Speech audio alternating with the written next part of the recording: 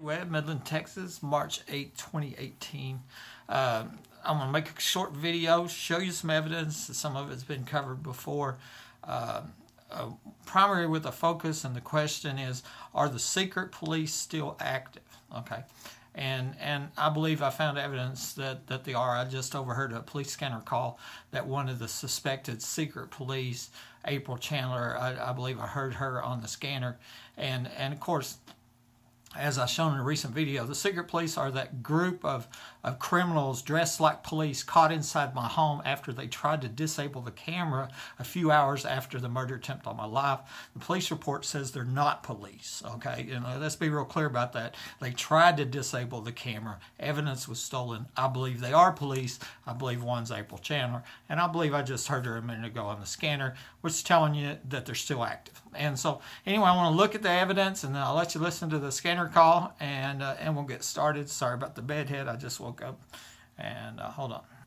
All right. I always try to keep everything here fact-based, and because the story is incredible, and so it requires incredible evidence. I believe I have that.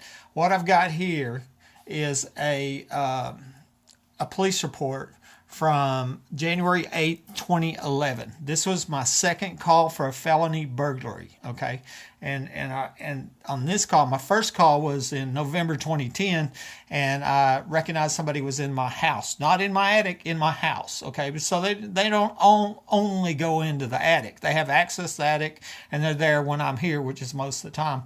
But back here when I used to work, I was gone most of the time. But either way, okay, on this call, January 8, 2011, what I'm wanting to point out here on my first call for reporting somebody in my attic is that Michael Chandler was one of the ones that showed up.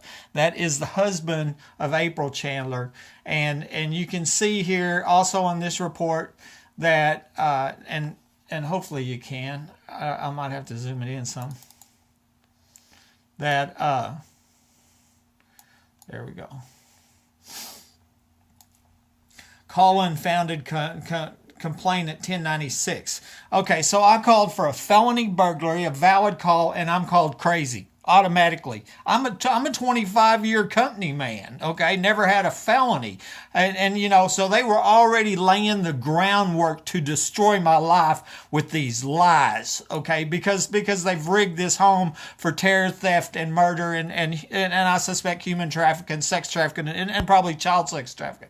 Okay, and the other part that is on this same report is a XREF from 12812, the night I'm shot, minutes after I called out at 11:30. Okay, I called out at 10:42. Some police officer put a reference at XREF, and they made a reference to this old police report that was over a year earlier. Okay, and I had been told about 5 weeks before the shooting that the police were creating a document trail on me, and I believe that was a document trail. Now we believe it's a document trail to cover up my murder. Okay, and obviously these secret police are involved in the crimes. Okay, so main reason I showed you that because this is about Chandler. Okay, so then I crawl out. I'm shot. My phone lines are cut. That's why I crawled out. My phone lines were cut. Keep that in mind. Why did I crawl out? Because my phone lines were cut. Had no communications. They tried to kill me. Okay, and burglar alarms were going off. I'm going to show that in a minute. Okay, so it's 10:42 a.m. And what we've seen on other videos, time stamped here, 11:01 minutes later, first two secret police arrive. In the video, you can see their cars. They're wearing tan uniforms. We believe they're with the Sheriff Department. I was told one of them was the late Sheriff Deputy Mike Naylor, a friend of mine who has a brother that's a law enforcement officer in Odessa told her that one of these guys was Mike Naylor. But they're still unidentified. No police report, even a $2,000 reward's not been able to get these guys identified. And they had the cameras on the front of my house disabled in minutes after I crawled out and survived because I was supposed to die. I mean, this was a killing. This was a pre-planned, premeditated murder. They didn't cut my phone lines for me to live. And these secret police didn't show up because they're honest, good old boys, okay? And so whoever they are, these are some of the main players, and these are criminals. I ain't saying Mike Naylor's a criminal. I'm asking, is that Mike Naylor? And then if it is, then we're one step closer who to find out the other one is. Anyway, so we laid the groundwork at 10:42. Okay. And so I'm going to start here at 11:03. Okay, 11:03. Chandler, April Chandler. Okay, writes this at the hospital. Okay, the hospital's all the way on the other side of town. Mr. Webb showed paranoia to the extent that he, and then she was fixing to write shot. Okay, SH, and she scribbled it out. And I think because she knew I didn't shoot myself. Mr. Webb showed paranoia to the extent that he caused himself to suffer a gunshot wound to the ankle. And I think really what this probably meant was that she knew somebody had shot me. And maybe what she was calling the paranoia was that I had recognized a home invasion. Burglars got trapped in my bathroom, and that's another story. But you can see right here, I think this right here is she started to write shot and then knew I hadn't shot myself, which would have been a blatant lie. And it's not like she's not above lying for sure. And wrote this. But the timing's important because that was 11:01. I crawled out at 10:42. Okay. And so that was I take that 11:03. Okay. And so, and I climbed out at 10:42. So we're talking, 20 minutes. Okay. And some of this is going to jump around. These are notes from the emergency room nurse. Okay. She's writing notes. Okay. And she gets them pretty much right on what I was saying. And, because it's not recorded, it's the best we got. But she stated at 11:27. Remember, I called it at 10:42. So 11:27, the nurse is documenting me saying there are sirens going off. The alarms kept going off. Okay, so that's what I'm saying. Burglar alarms were going off in my home when I was shot. I knew I was under home invasion when I was shot. And there's a voice recorder proving it at my home. Okay. And so I'm talking on a voice recorder. Go look. There's proof. This was at 12:03 on the 29th, just a few minutes later. Okay. And then another one at 12:03. Detective Rodriguez, that's Rosie Rodriguez, has my necklace and is going to give it to my brother. And that one's kind of a mystery because my brother was over in Hobbs and driving on his way. And I don't know how she knew my brother. And I called him later and he said that she didn't give him the necklace. And so that's just a real interesting statement, and that the nurse probably thought that was important, so she documented it. And then she took her badge number down and said that this detective had my stuff. So I've got a feeling this nurse knew something was fishy, and there was something fishy going on. Okay, so let's look at in the narrative. Here's what Rodriguez said. Said Buddy was locking up for the night, going to bed, knocked his gun over, and shot himself. That's what he said. Well, yeah, but the nurse is going, no, burglar alarms are going off. I'm under a home invasion. And Rodriguez is over here going, oh, he just locking up for the night and accidentally knocked his gun over. Do you see the difference in here? If the nurse wouldn't have documented that, it'd been my word against this police officer right here. But now it's not my word, okay? Because I didn't say this. That's a lie. That's another one of the many lies. Okay. Okay, 1:29, like I said, it was just an hour and a half after I was shot, okay? Police incident report shows right here, we're going to see everybody's at my home. Nobody was at my home. And I've showed this many, many, many times. The only call was the next day at 7 o'clock, and it was some test only for PW. We're guessing that they maybe put a tap on my phone line because I'm the victim of a capital attempted murder that they were involved in, and so they want to listen to my communications. That's my guess what this is. Had nothing to do with the secret police caught in my house because that's what makes them secret. Okay, there is no police report. I want to show you here the YawCam log file. This is the inside camera log file. The outside cameras were disabled minutes after the first two secret police showed up, okay? And I've got proof on that. But the inside camera, I woke up that morning, 10:52, turned my computer on, automatically started the camera that was connected to my computer. 8:08, which is about an hour and a half before I was shot, this camera was terminated. I didn't terminate that. I believe this was done at the same time that when my phones were taken, my cell phone was stolen and my home line phone was cut in preparation to murder me. So I wouldn't have any communications and this camera would be shut down.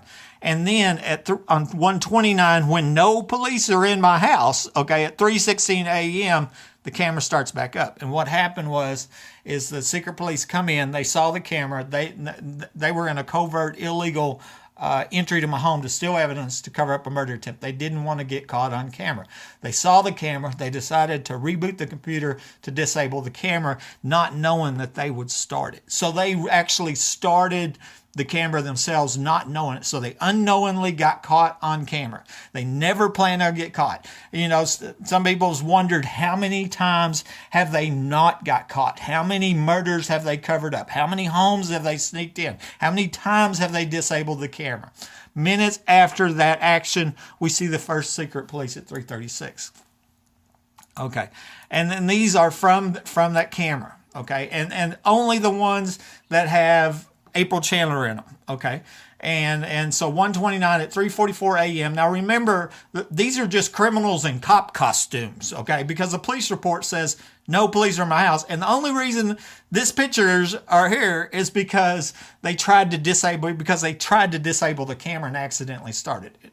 And so we see, and then once again, we're going to see April Chandler right here at 3:45 with other secret police. We're going to see her filling up a bag, stealing evidence. Okay, and I'm going to show you that in a minute. That she's the last person to have that voice recorder that I said was proof of the home invasion before I shot. This one right here is Rosie Rodriguez. I know that in a later picture, but you can tell by the shirt. And so that's Rosie Rodriguez. Detective Rosie Rodriguez is at the hospital that was caught lying many, many times over. And this one is here with the booty bag. They're stealing evidence that I told them about. Okay. Very clear picture of April Chandler. And my stolen phone, cell phone, was found behind this cabinet right here, okay, behind this nightstand. And that looks like where she's looking at. And then in another picture, you see where Rosa Rodriguez is leaned over this nightstand. I believe she's replacing my stolen phone. And because when I got out of the hospital, that's where I found my cell phone at, and my home phone was working. So 3:47, person looks like April Chandler's in my home. And once again, here it looks like April Chandler carrying a booty bag of stolen property. Okay. And, here she is leaned over, Rosa Rodriguez. So I believe in there that actually caught her putting the stolen cell phone behind the nightstand. April Chandler, all the other police are gone out of the room, okay? So they might not have known these two were planting the stolen phone. This is April Chandler, and that's Rosie. And here's Rosie, and here's April Chandler. Okay. And we'll see that again. Now you can tell by the clothes that that's Rosie Rodriguez. And even though the police report says she's not here, she showed up 3 days later at the hospital, had me sign a consent search form, pretending that they were going to go to the house and start the investigation, not knowing that they'd been caught staging the crime scene, stealing the evidence. See, we'd never known what happened to the stolen evidence if it wasn't for the pictures. And then April Chandler is searching drawers, Can I say your search drawer? Can I even know who you are? Because no police are in my house at 3:55 a.m. on 129. Okay, and the only reason I have this is because they tried to disable the camera and started. And so there's the pictures, and we I think that's all of them. Yes, and I give God all the praise and glory. That's a true miracle. I just wrote that God gave us the pictures of the secret police that can stop this crime ring. Okay, these are from a narrative, internal police report. Okay, that I found. This is April Chandler. She wrote this, and she said she met me 22:49 approximately, or she was dispatched at approximately at 22:49 to the 7-Eleven. Okay, so let's look at the timestamps. She said she climbed in the front seat of my truck, gave me assistance. This was all a lie. Okay. When I got to the 7-Eleven, honked on my horn, told the people in the car next to me to call the police, and Rosa Rodriguez showed up. I didn't know who she was. I didn't know that she was the lifelong friend of the person that I'd filed divorce on 5 days later to end a 3-month marriage. But I know for a fact it wasn't a blonde. It was a Hispanic woman. It was Rosa Rodriguez. She identified herself. April Chandler said she was the one that met me at the 7-Eleven. That's a lie. That's a bold-faced lie. She did not meet me at the 7-Eleven. Rosa Rodriguez met me. And look at the timestamps. I crawled out at 10:42. She says the dispatch was at 10:49, and then at 11:03, she's at the hospital calling me crazy. Okay, so look at that timestamp. So she was there, she was giving me assistance and all this. And here she had to go after she's dispatched, get to the 7-Eleven, get in my truck, give me assistance, wait on the ambulance, and then drive across town and fill out that form by 11:03. Didn't happen. Timestamped evidence calls her a liar. And that's bottom line is, that's exactly what it is. She is not the one that met me. Okay. Okay, this is from Rosa Rodriguez, and she also lied. She said, yeah, I was, Chandler calls me. She was at the 7-Eleven. Once again, these two got together. That's the two you seen after all the police left the room, looked like they were planting the stolen phone back. Okay, so they both got together. Why? I couldn't figure this out at first. Why would they lie about this insignificant point here, of who met me at the 7-Eleven? And the only thing I could figure out is that Rosa Rodriguez was a lifelong childhood friend of the primary beneficiary of my life insurance. And them books had been taken from my home less than a month earlier, maybe they were trying to cover that. I have no idea, but Rosa Rodriguez lied, April Chandler lied, and they're both seen in my house, and there's no record. Okay. And this is the same thing that Rosa Rodriguez said. April Chandler says that, Buddy said that he was locking his house up for the night, accidentally knocked his shotgun over and shot himself. Buddy never said that. Buddy said there were sirens going off over and over. I was under a home invasion. They broke into my home and shot me. These are cold-blooded killers. That was so the reason I did that is because Rosa said the same thing and Chandler said that confirmed it. They never planned on that nurse documenting what I was saying, or otherwise it'd just be my word. Okay. Okay. Also in the narrative, Chandler, that's never listed at being at my house, says she finds my .22 gun and my .22 rifle and my voice recorder right here. And they check it, and she checks it into evidence. I'm going to show you here. Logged into MPD evidence, okay? And so she states she found the voice recorder. Remember, I had told the Rosa Rodriguez that the voice recorder was proof of the home invasion, proof of the burglar alarms going off, and it was at my house. April Chandler is at my house, finds she's in a bag, filling a bag, finds the voice recorder, right? She says she checks it into evidence. It is not in evidence, okay? Once again, Chandler lied over and over. These two, Rodriguez and Chandler, lied, okay? This is now stolen. Proof of a capital attempted murder is stolen, and the last person to have it's April Chandler. Somebody needs to go to her home and see if it's there, because somewhere there's stolen evidence of this capital attempted murder. I was shot during a home invasion, and there's the proof, and she has it. Okay. Also in the police report, Chandler states that Sergeant Davis and Lieutenant Dickey responded to the residents. We would never know that them two were at my home if it wasn't for Chandler in this internal police report. Okay, so now we got two more people that we think are secret police. I don't know if I got their pictures or not because I can't really identify them in the pictures, but Chandler stated they were at my home. Sergeant Davis, Lieutenant Dickey. So these are two people sneaking my home, and that one's a high-level police officer. Okay, and I don't know. Was he driving the white Crown Vic that first showed up? Is he a main player? Is he the high-level police that was involved in the rape and murder of that little girl at the 2010 Ulster party? I don't know. Why are these people not arrested? I don't know. Okay, and okay. Evidence report, okay? Matt Davis, that sergeant that was at the house, okay? What he does is check in, this is the evidence, my .22 rifle, my .22 pistol that Chandler said she found with the voice recorder, but no voice recorder, Okay, so the other items April Chandler said she checked in did get checked into the evidence, but the important one, the proof of a capital attempted murder, was stolen. And so the question's been asked: did April Chandler, who was a rookie, give this stolen evidence, proof of a capital attempted murder, to her supervisor, Sergeant Matt Davis, who's not even listed as being at my house, and he's the one that stole it. So is my stolen voice recorder at Matt Davis's house? We don't know, but I want to show you that Matt Davis, Sergeant, he no longer works for the police department, okay? He quit the police department. Here it looks like he works for National. This was online on LinkedIn. This is public information.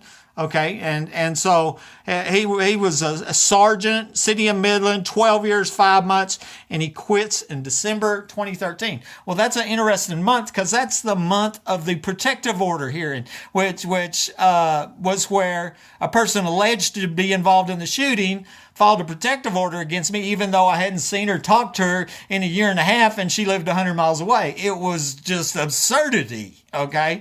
And then I got a lifetime protective order, which took away my right to own gun for life. Rosa Rodriguez testified against me. Both of them called me crazy. And remember, one of them had already used that extortion threat. If I didn't pay $1,200 a month for life, then she was going to call me crazy, and she did that in December 2013. The same month that Matt Davis, okay, Sergeant Matt Davis left the police force, okay. Here's what come out in December 2013 in court, the same month Matt Davis died. This guy named Arthur Welch was a boyfriend of that ex-wife that filed the protective order on me, that is the childhood friend of Rosa Rodriguez, right? And he writes me and he says, do you think she has anything to do with the shooting? I take her name out. Her name doesn't come out of my mouth, okay? And so you ain't gonna know who that is. He says, I dated her for a short time in Lubbock and she threatened to have me killed. Okay, he's telling me this. And I said, I think she was in Lubbock, and God is her only answer. I think she knows who did it, etc. Okay, he writes back, well, I think she had a lot to do with it from the things she said, and I will never trust her. A document, a print screen of this got submitted as evidence in court during the protective order hearing that Rosie Rodriguez was there. Also, it came out in there. That's when I found out that this detective was childhood friends with the person that he alleges is involved in the shooting. Okay, that's where I found out. But the reason I bring this up, this was entered in court in December 2013. Matt Davis, who might have stole the evidence, the proof, quit the police force on December 2013. If you see that timing, it makes you wonder if he quit because of that, because it became clear what was going on during court. Okay, so now back to Chandler. Okay, this is January 30th. I'm shot at 10:42 on January 28th. Secret police are caught inside my home on January 29th. The next day, on January 30th, at 6 o'clock in the morning, Sergeant April Chandler right here, writes this statement, and it says, paranoid schizophrenic Buddy Webb, has tear gas, etc. Okay, I had not been diagnosed with that disease. I do not have that disease. This is a life-destroying lie. I mean, she might as well have gone in there and said that I had AIDS, which I don't have AIDS either. I don't have paranoid schizophrenia. I don't have AIDS. What I've got is criminals and dirty cops. That's what I've got, okay? But this record here, okay, started less than 24 hours after she was caught in my home stealing evidence, okay? And it wasn't a one-time record. This is every time a police officer pulls up my name that doesn't know me, let me go to the computer, pull up, and they see this and go, oh, he's a paranoid schizophrenic. No, I'm not. That's an April Chandler lie. And that's to cover up the fact that she was caught on camera, and she didn't know that at the time, but she was caught on camera stealing evidence to cover up a capital attempted murder. Now I'll show you that, January 30th, 2012. And I want to show you how that every single police report since then carries that same statement that April Chandler put down there. This one is from December 19, 2012.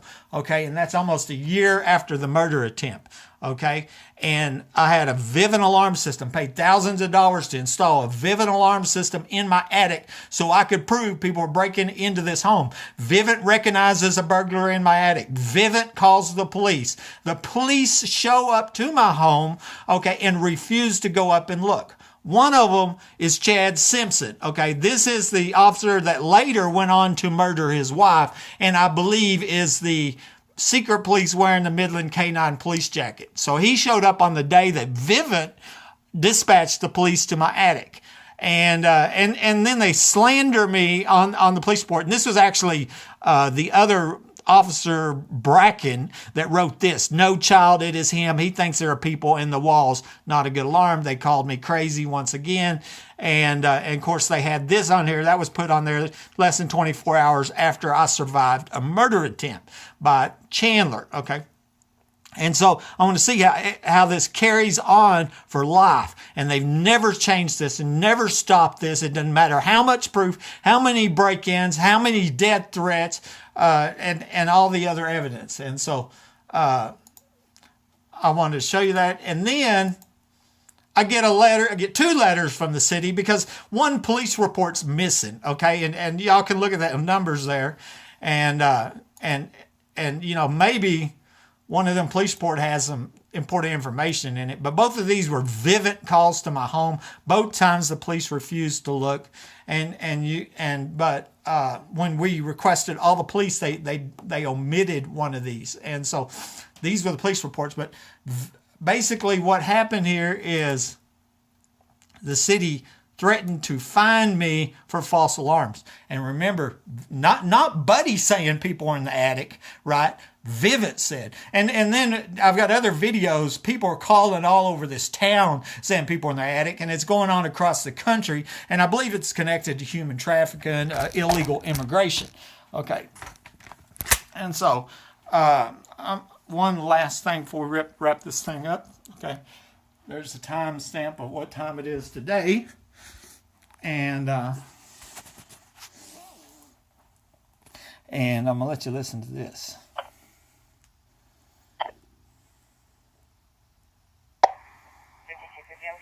Report on a minor. Can you show me en route to the service center? I'll call it. 5250 is April Chandler. And so then we're going to, ask the question, are the secret police still secret? I think the answer to that is yes. Maybe she just came sneaking out of the house with a booty bag. This is Buddy Webb, Midland, Texas. Share this story.